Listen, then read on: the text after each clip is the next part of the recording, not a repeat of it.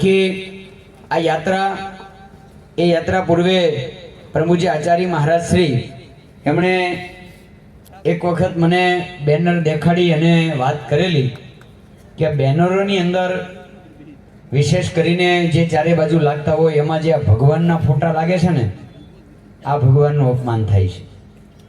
વર્ણિવેશ રમણીય દર્શનમ મંદહાસ્ય રુચિરાનનાંબુજમ પૂજિતમ સુરનરોત્તમે મુદા ધર્મનંદન મહં વિચિંતય ત્વં સુકાંતભૃતં કાંતમ ત્વં કાંતમ સર્વદોગતમ ત્વં ગતે દ્વે ગદેવત્વમ ત્વં વંદે ભક્તિકાસિતમ. સર્વ અવતારી સર્વ કારણના કારણ આપણા સૌના મોક્ષદાતા ઈષ્ટદેવ ભગવાન શ્રી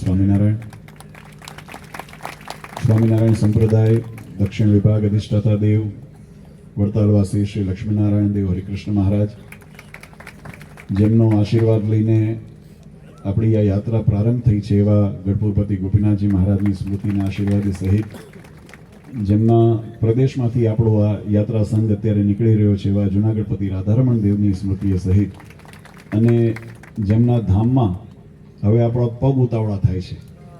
આપણે ઈચ્છીએ કે ન ઈચ્છીએ પણ એ વેગની અંદર, એટલે ઘણાને એવું થતું હશે કે અમને અમારા પગ થાકેલા છે, પણ પગની ઇન્દ્રિયને તમે જો ભૂલી જાઓ ને તો મન આપણું એને ધક્કો મારે છે, એવું થાય છે. મહારાજે વચનામૃતની અંદર મન અને બુદ્ધિને મિત્ર અને એની જે દ્રષ્ટાંત દીધું છે ને એના જેવું છે. એટલે જેમના દર્શન કરવા આપણે જઈ રહ્યા છીએ એવા દેવભૂમિ દ્વારકાના અધિપતિ દ્વારકાધીશજીના દિવ્ય સાનિધ્યની અંદર આપણે બધા દેવભૂમિમાં પ્રવેશી ચૂક્યા છીએ. એટલે આપણે એમના ક્ષેત્રમાં છત્રછાયામાં છીએ.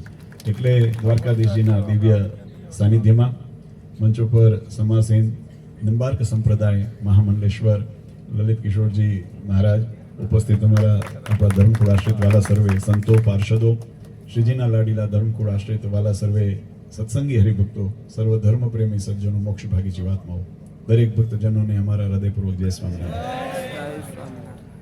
ખૂબ આનંદ, ખૂબ ઉત્સાહ અને ઉમંગ સાથે આપણો યાત્રા સંઘ 2 તારીખે ગઢપુરથી પ્રસ્થાન થયો અને પરમ પૂજ્ય આચાર્ય મહારાજશ્રી અને માતુશ્રીના આશીર્વાદ લઈને અહીંયા નિર્વિઘ્ને આજની આ છેલ્લો અંતિમ પડાવ યાત્રાનો અહીંયા સુધી આપણે પહોંચ્યા છીએ. રસ્તામાં આપણે ભગવાનના ચરિત્રોનો મહિમા, સિદ્ધાંતોનો મહિમા અને ભગવાનનું સ્મરણ કરતા કરતા આપણે આ યાત્રા પૂર્ણ કરી. વચનામૃતની અંદર મહારાજે એક બહુ સુંદર સિદ્ધાંત બતાવ્યો. એકેશ્વરવાદ અને ભગવાનનું પોતાનું મન, આ બંનેનો મહારાજે સમન્વય કર્યો છે. વચનામૃતની અંદર મહારાજે કીધું કે અમને ભગવાનના ધરા ઉપર અનંત અવતારો થયા, મચ્છ, કચ્છ, વરા, રામકૃષ્ણ આદિ પરમાત્માના અનંત અવતારો થયા, અને આ દરેક અવતારોની અંદર મહારાજ કે દિવ્યપણું, ભગવાનનું અંતર્યામીપણું, એકાત્મપણું છે, એમાં ભેદ નથી. આ મહારાજના, શ્રીજી મહારાજના શબ્દો છે. પણ છતાંય મહારાજે એક પોતાનો વિશેષ અભિગમ, પોતાનો જે મન હતું, પોતાનું હૃદય હતું, એ મહારાજે ત્યાં પ્રગટ કર્યું ને કીધું કે એની અંદર વિશેષ અમને ભગવાનનો કૃષ્ણ અવતાર એ બહુ મોટો લાગે છે. આપણને મનમાં, કારણ કે મને ખબર હતી કે મહારાજને ખબર હતી, એ તો અંતર્યામી હતા ને, તન કી જાને મન કી જાને, જાને ચિત્ત કી ચોરી. એ ભગવાન અંતર્યામી હતા, એટલે એમને કદાચ આ અગમચેતી એમને ખ્યાલ હશે કે મારા આ શબ્દોનો કાલે સવારે કોઈ દુરુપયોગ કરે, કોઈ અન્યાર્થ કરે ને ભગવાનમાં ભેદ બતાવે. આજે પણ કળિયુગની અંદર આવા જે અજ્ઞાની વ્યક્તિઓ છે, જડ વ્યક્તિઓ છે, એ ભગવાન અને ભગવાનના અવતારોમાં ભેદ બતાવીને સનાતન ધર્મની અંદર પરસ્પર ક્લેશ અને કંકાસને ઊભો કરવાનો એ બાલિશ પ્રયત્ન કરતા હોય છે. પણ ભગવાન સ્વામિનારાયણે એ 200 વર્ષ પૂર્વે જ્યારે આ સનાતન ધર્મની જ એક શાખા એવી જે સંપ્રદાયની જ્યારે મહારાજે ઉપાસના ભક્તિની રીત પ્રવર્તાવી, ત્યારે મહારાજે એની પાળ પહેલા બાંધી છે. તમે શિક્ષાપત્રી જુઓ તો એની અંદર પણ ભગવાને આજ્ઞા કરી કે ભગવાનને ભગવાનના અવતારોની વિશે ભેદ ન જાણવો. કારણ કે વચનામૃતની અંદર મહારાજે આ વાત સમજાવી. મહારાજ કે એવું નથી કે અક્ષરધામમાં પરમાત્માનું બીજું સ્વરૂપ છે ને અહીંયા મચ્છ, કચ્છ, વરા બનીને ભગવાનનું બીજું સ્વરૂપ આવે છે.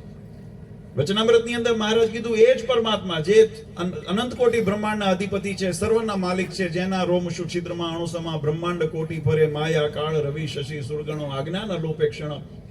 એવા જે પરબ્રહ્મ પુરુષોત્તમ ભગવાન એ જીવાત્માના કલ્યાણને અર્થે અને જીવાત્મા ઉપર કૃપા કરીને જીવાત્માને પોતાના સુખ આપવાને માટે આ ધરા ઉપર આ પોતે અવતાર ધારણ કરીને લીલા ચરિત્ર કરવા માટે પધારતા હોય છે. એ જ પરમાત્મા, એમાં ભેદ નથી. એ ભગવાન જ આ મૂર્તિ રૂપે આપણી સન્મુખ આપણને દર્શન દે છે. એનાથી વિશેષ મહારાજે વાત કરી, અમે ભગવાન કૃષ્ણનો મહિમા ઘણો ગાયો છે અને એનો ભક્તોને, કારણ કે એના મહારાજે હેતુ બતાવ્યો, કારણ કે પરમાત્માએ પૂર્વે જે અવતારો થયા એમાં જે પોતાના ઐશ્વર્યના દર્શન કરાવ્યા, એ ઐશ્વર્યના દર્શન એ ભગવાન કૃષ્ણ અવતારની અંદર સમસ્ત ઐશ્વર્યના વિશેષપણે દર્શન કરાવ્યા છે. મહારાજે આની વિસ્તારપૂર્વક ભાગવતના ચરિત્રોના માધ્યમથી ભગવાનના મહિમાની વાતો સમજાવી. ભગવાને કેવા કેવા બાળ ક્રીડાઓની અંદર પોતાના ઐશ્વર્યના દર્શન કરાવ્યા, યુવાવસ્થાની અંદર કેવા ઉપદેશના દર્શન, પોતાના ઐશ્વર્યના દર્શન કરાવ્યા. મહાભારતના યુદ્ધની અંદર ભગવાને પોતાના વિશ્વરૂપના દર્શન કરાવીને પોતાનું સર્વ સ્વામિત્વપણું ભગવાને સ્થાપિત કરીને એના દર્શન કરાવ્યા. આ વિવિધ જે ભગવાનના અવતારના ચરિત્રના માધ્યમથી ભગવાનના ઐશ્વર્યના દર્શન કરાવ્યા, એનો અર્થ એ પણ મહારાજે તરત સ્પષ્ટીકરણ કર્યું કે એનો અર્થ એ નથી કે બીજા અન્ય અવતારો થયા એમાં સામર્થ્ય નહોતી, પણ એમાં એ જરૂર નહોતી એટલે ભગવાને નથી બતાવ્યા. એનો અર્થ એ નથી કે એમાં ભેદ છે કે ન્યૂનપણું છે. એટલે એ રીતે એકેશ્વરવાદની ભગવાન સ્વામિનારાયણને સિદ્ધાંતની આપણને સ્થાપના બતાવી, જે સનાતન વૈદિક પરંપરા આપણી છે. ઉપાસ્ય ઇષ્ટ દેવો નઃ સર્વાવિર્ભાવ કારણમ. ભગવાન કે જે આપણા સર્વ આવિર્ભાવ અને સમગ્ર સૃષ્ટિ જગત, આપણે જે પણ આપણે કહીએ વિશ્વ, એની અંદર અનંત બ્રહ્માંડોની આપણે સમાવિષ્ટિ કરીએ તો જેના સંકલ્પ માત્રથી એના ઉત્પત્તિ પાલન પ્રલયના કાર્ય થતા હોય એવા ભગવાન જ આપણા ઈષ્ટદેવ છે. અને એના વિવિધ સ્વરૂપ, પછી કોઈ રામ કહેતો હોય ભલે, કોઈ કૃષ્ણ કહેતો હોય ભલે, કોઈ હરિકૃષ્ણ કહેતો હોય ભલે, કોઈ મત્સ્ય કચ્છ વરાહ આદિ નરસિંહ રૂપને પરમાત્માના માનીને એનું જો વંદન નમન અને એનું પૂજન કરે, અથવા પરમાત્માનું નારાયણી સ્વરૂપ જેને કહેવામાં આવે છે, એમાં પણ ભેદ નથી. આ ઘણી વખત શક્તિ સંપ્રદાય અને આપણા અન્ય સંપ્રદાયોની અંદર, વૈષ્ણવાદી સંપ્રદાયોની અંદર પણ ઘણા અજ્ઞાનીઓ ભેદ બતાવતા હોય છે. કારણ કે એક વસ્તુ તમને પણ અનુભવ કરશે, શક્તિ છે એ શરીર વગર સંભવિત નથી. શક્તિને પોતાને નિવાસ માટે શરીરની આવશ્યક, અને શરીર શક્તિ વગર સંભવિત નથી. આપણા જીવમાં આપણું શરીર છે.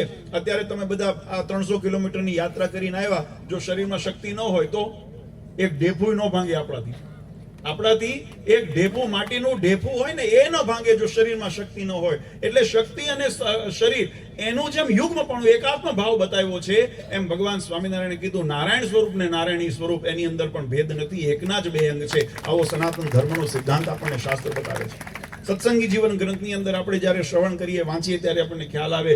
મહારાજ કીધું જ્યાં ભગવાનનું એકલું સ્વરૂપ હોય ને, મહારાજ ઘનશ્યામ રૂપે, કૃષ્ણ રૂપે, રામ રૂપે કદાચ એકલું સ્વરૂપ હોય, તો એની અંદર અંતર રૂપે, એના અંતર્મનની અંદર મહારાજ કે સીતા રૂપે, રાધા રૂપે, લક્ષ્મીજી રૂપે ભગવાન અખંડ માતાજી એની સાથે જ હોય છે. એમાં જુદું નથી. ભગવાન ભોળાનાથ એકલા પધરાયા હોય ને તો પાર્વતીજી એની અંદર હૃદયની અંદર રહ્યા હોય, એમાં ભેદ નથી.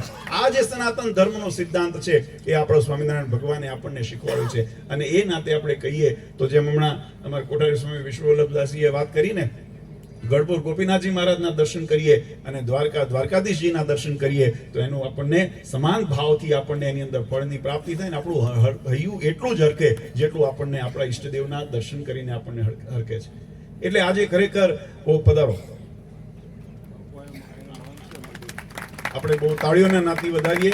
આપણા આ જેના સ્થાનની અંદર આપણે અહીંયા આગળ અત્યારે આપણને સગવડ કરી આપી છે, એ બાપુ અહીંયા પધાર્યા છે. ભારતી બાપુ નામ છે ને? હા, એવું લગભગ. બાપુ ભારતી બાપુ નામ છે ને? આપ અહીંયા પધારો.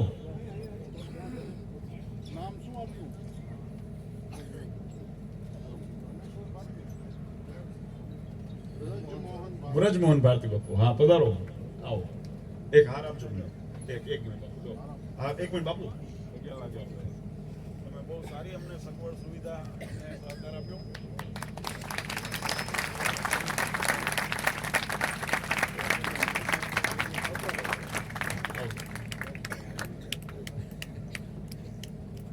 તો આપણે જે વાત કરતા હતા વાલા ભક્તો, તો ભગવાને જે આપણને ઉપાસના ભક્તિની રીત જે શીખવાડી છે, એ રીતની અંદર એકેશ્વરવાદ અને એકાત્મ ભાવની મહારાજે ખૂબ મહિમા બતાવ્યો છે. એટલે આપણા બધાના હૈયા જેટલું આપણે ગરડા યાત્રા કરીને આપણા મનની અંદર આનંદ થાય, જેટલું વડતાલી યાત્રા કરીને આનંદ થાય, જેટલું છપૈયા યાત્રા કરીને આપણા હૃદયની અંદર આપણા મન પુલકિત થાય ને, એટલા જ આનંદ, એટલો જ ઉત્સાહ, એટલો જ ઉમંગ આપણને અયોધ્યા કે દ્વારકાધીશના દર્શન કરીને થાય. કારણ કે આપણા ઈષ્ટદેવ છે.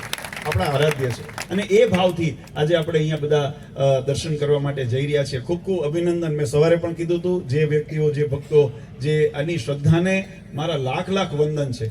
ભગવાન આપણા ભાગવતજીની અંદર એક વખત એવો પ્રસંગ આવે છે કે એની અંદર દેવતાઓએ ભગવાન આગળ સ્તુતિ કરીને, દેવતાઓએ ભગવાન આગળ માંગણી કરી કે મારા ઉપર રાજી થાઓ ને તો અમને વ્રજના પાણા બનાવજો, વ્રજના પાણા બનાવજો. એમ કેમ પાણા બનાવશે? બીજું કંઈ બન્યું હોત તો, કદાચ મનુષ્ય બન્યા હોત, પશુ બન્યા હોત તો કે નહીં, વ્રજવેલીના વૃક્ષાદિ બન્યા હોત તો કે નહીં, અમને તો એ ગોપિકાઓ ભગવાનના ભક્ત છે ને, જેને ભગવાનને વશ કર્યા, એવી જેની ભક્તિ, એવું જેનું સમર્પણ, એવો જેનો પ્રેમ છે ને, એ ગોપિકાઓની રજ અમારા માથે પડે ને અમારે એવું જોઈએ છે. આજે એવો ભાવ, આજે આ પદયાત્રાની અંદર જે શ્રદ્ધા ભક્તિથી ભક્તો જોડાણા છે ને, આજે એટલું તો આપણે ચોક્કસ ભગવાનની સાક્ષી અને ભગવાનના સ્થાપિત સિદ્ધાંત અનુસારે કહી શકીએ કે આની રજકરણ પણ જેને અડી હશે ને એનું જીવન ધન્ય થઈ ગયું, એનું જીવન પાવન થઈ ગયું. આજે એવો સુંદર બધાનો ભાવ અને અહીંયા પ્રગટ થયો છે.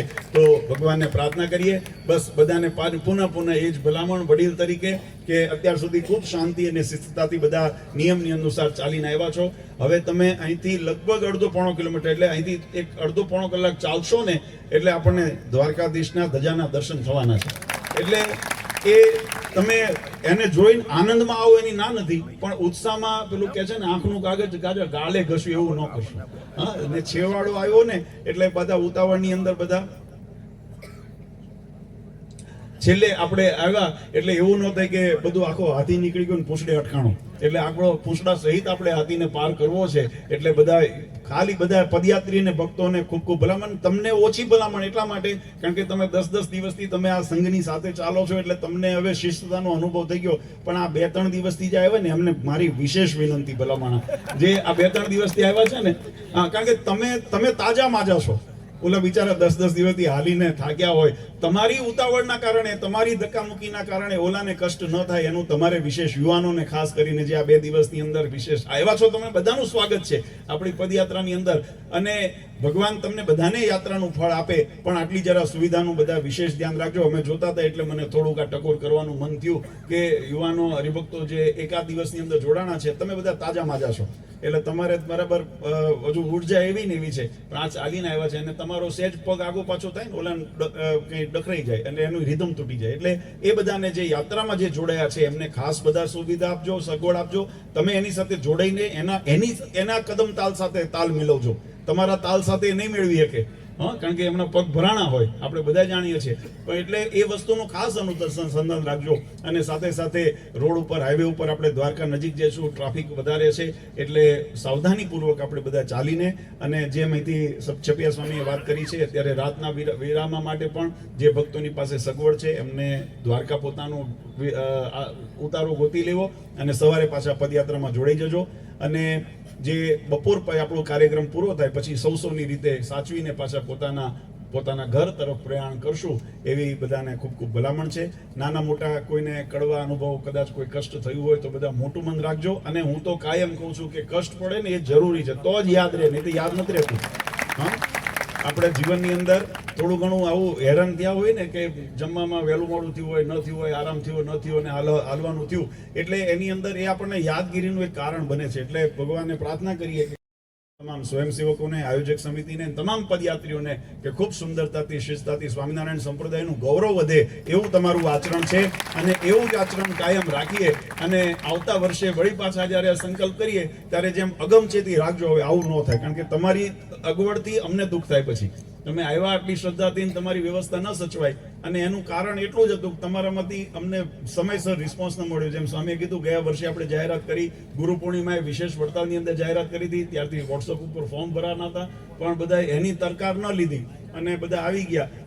સારી વાત છે, પણ હવે આવતી વખતે થોડું આયોજક સમિતિને સાનુકૂળ થાય એવી બધાને ખાસ ભલામણ છે.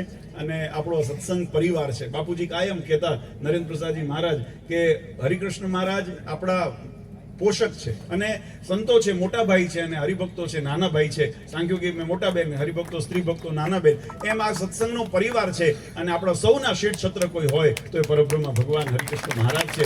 એમની છત્ર છાયામાં કાયમ આપણે રહીએ, એમના સિદ્ધાંત પ્રમાણે રહીએ અને ભગવાનનું ભજન કરતા કરતા આપણે આ જન્મને સફળ કરીએ. એ જ અભ્યર્થના સાથે વધારે સમય ન લેતા પરમ પૂજ્ય સનાતન ધર્મ ધુરંધર આચાર્ય શ્રી અજેન્દ્ર પ્રસાદજી મહારાજ, અશોક ગાદીવાળા પૂજ્ય માતુશ્રી અને અમારા સમસ્ત ધર્મકુળ પરિવાર વતી આપ સૌને અંતરના આશીર્વાદ આપી મારી વાણીને વિરામ આપો. બોલ સ્વામિનારાયણ ભગવાન. અત્રે